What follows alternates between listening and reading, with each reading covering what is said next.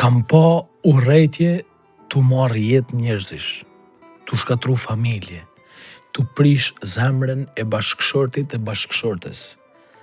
Kam pa dashaketsina t'u qu deri në atë pikë sa vllai me vlla e motra me motrën, nana me fëmijët e baba me fëmijët, me shku drejt një lloj mllefit edhe një lloj smire kaq të tmerrshme sa nuk kanë pas çfarë me ba tjetër përveç se me gjerr sytë edhe me hangër krenat e shoqit.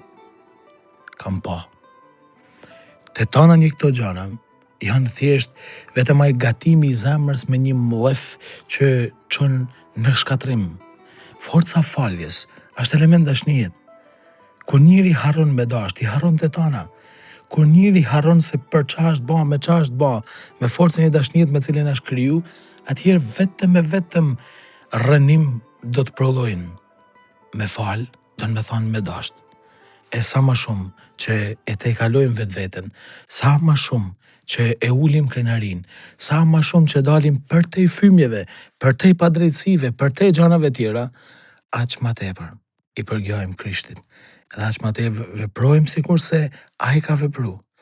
Fal ai që nuk është i dopt. Falja nuk është dopsi. Falja është dhurata më e madhe që mund t'i bash dikujt dhe që dëfton se sa i madh je edhe ti personalisht. A ki fal ndonjëherë ndonjëkën për të keqen që t'ka ba? A t'ka fal ndonjëherë ndokush për të keqen që i ki ba?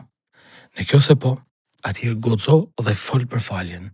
Nëse ndonjëherë në jetë nuk ka ndodhur, leni teorinat. Teorinat nuk çojnë askund.